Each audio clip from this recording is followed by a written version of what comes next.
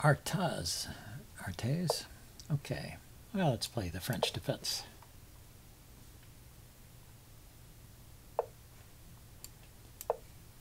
Looks like we get a standard setup.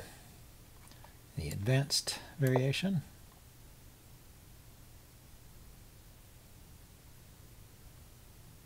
Or advanced variation. Okay, I just developed my knight to c6 and my queen to b6 as my usual plan to try and put pressure on the center. Funny, one of those rule-breaking moves, but it's pretty standard here. Bishop to d3 is the main response there, and it's not really giving up a pawn because the bishop can move with check to the square the b5 square, check along this diagonal. If there's an exchange here, say pawn takes, knight takes, queen takes, my queen is sitting here, so this square is available for the bishop check. I lose the queen.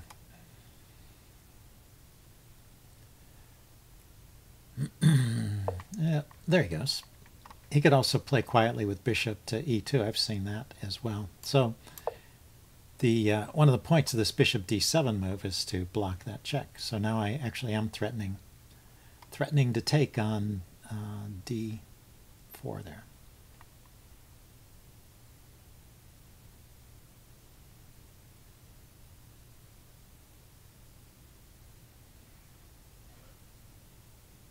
It's a gambit, actually. That's the Milner-Barry gambit to allow me to take. Just play some other developing move here, castle or something.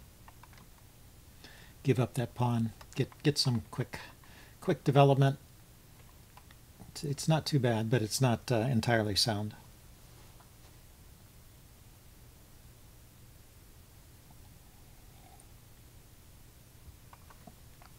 Okay, what now?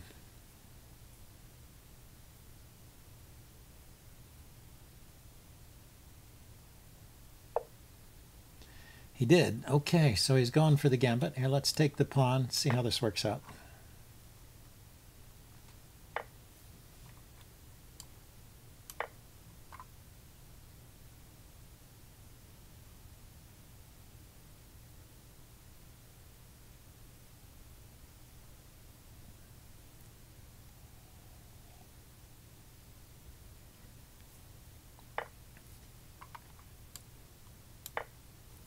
See, and if this bishop weren't here, he would have bishop to b5 check. So he just develops. So he got castles in, he got his knight developed. My queen may be a bit exposed. This knight can come into this square, right?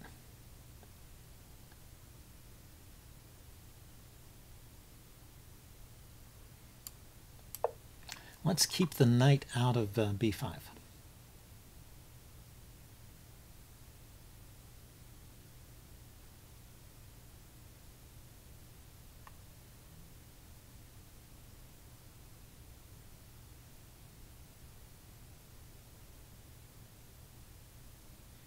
I want to play my knight to e7, and I don't want his knight hopping into d6 there when my when my knight is shielding the bishop from defending that square.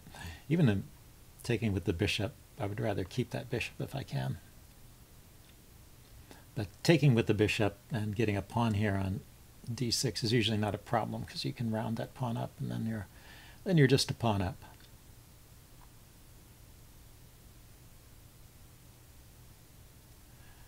So, yeah, you should try and play actively. I'm wondering about the move bishop to e3, kicking my queen.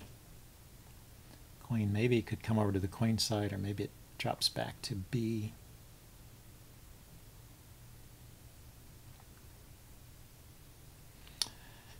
To b4. I wonder, could it keep getting kicked?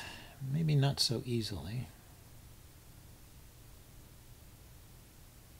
If he kicks with the pawn, then that opens up. Well, no, it doesn't, does it? I was going to say it opened up the b3 square, but his queen is guarding that.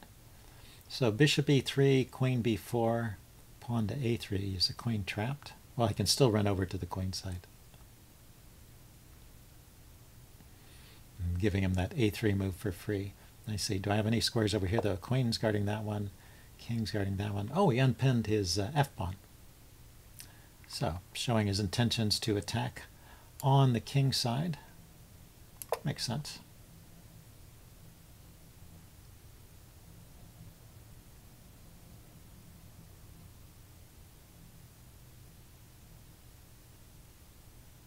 When the f-pawn comes forward, though, we can't play bishop e3 anymore. You know, I will leave my queen here as long as it seems to be doing something useful. But actually, I wanted to play knight g6 next, and I realized that if I play knight g6, he could play bishop takes knight, and you know, I can take the queen, and then he can throw in bishop takes pawn with check. I take back, and then he takes the queen, so he picks up a pawn that way. Kind of clever. So I guess at this point I should look to retreat my queen. Well, that's interesting. What is he doing?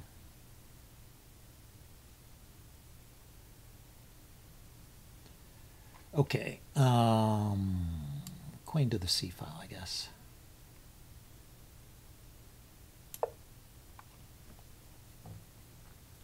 So that knight g6 is possible. And bishop to e7. I don't have to castle on the king side, I just want to get my pieces out. And maybe the queen drops down to c7 to allow the bishop to come out. Maybe I push my pawn forward at some point. Well, queen c6 and pawn to... or maybe bishop c6 and pawn to d5, d4 is interesting. I guess either one, because it's kind of a double attack. But the knight could go to...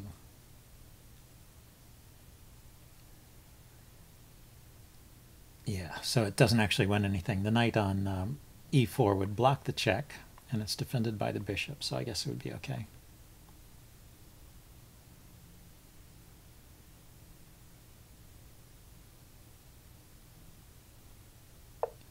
Queen on c7 hits the e-pawn, but so does the knight on g6. So let's go here. Put some more pressure on those center pawns. That's the way to play this.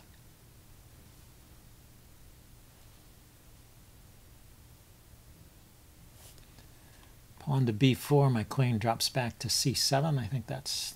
Oh, I take the knight. Pawn to b4, I take the knight. That looks best.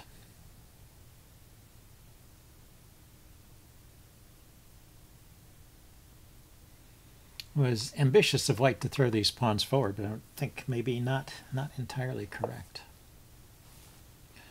So he wants to take back. I will give him that one, because that's that was obviously a mistake. Maybe he just did a touch move thing or something. Yeah, so that defends the e-pawn and starts to surround that knight. If he pushes forward, I will take on e4.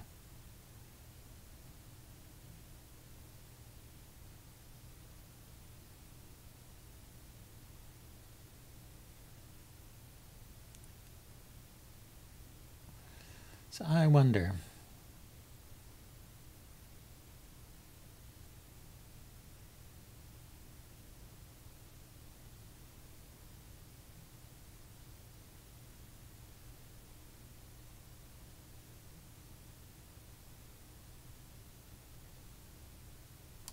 I guess I'll drop the queen back to c7 here.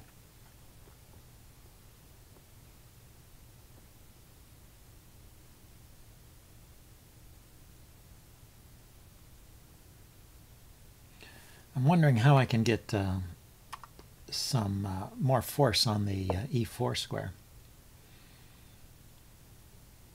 Okay, so now I can play this move. Get my bishop developed with tempo, and that will weaken his pawns in the center too.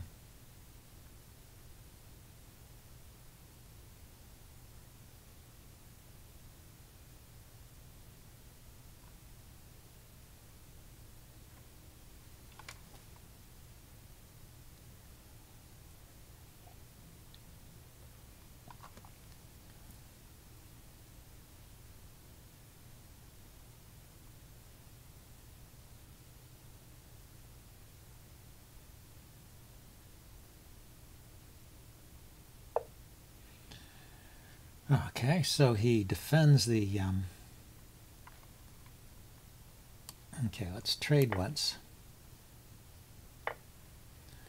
And play bishop to c6. So now I am threatening e4 there because it's a fork.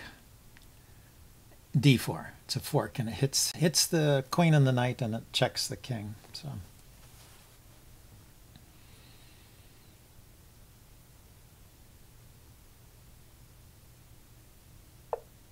So he blocks with the queen. Now, what's the way to do this?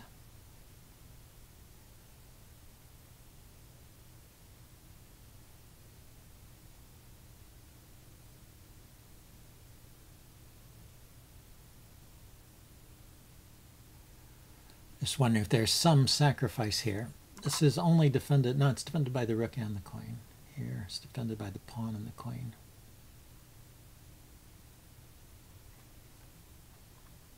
I could castle here and start bringing my rooks into the game. I could play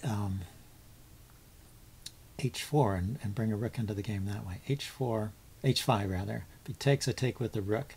If he pushes, then at least this pawn is backwards. Looks interesting. Maybe not correct. This obviously means I'm not castling in this game.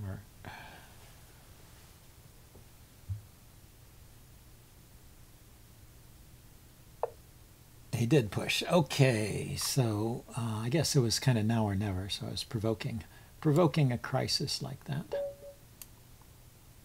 White resigned. Why the heck did he resign? Oh, I can just take the pawn. Okay, well, that was an interesting game. I think I will upload this and we will do a post-mortem. It's a good thing he didn't keep playing. I was about to blunder something, it looks like. Okay, I will see you guys later. Bye.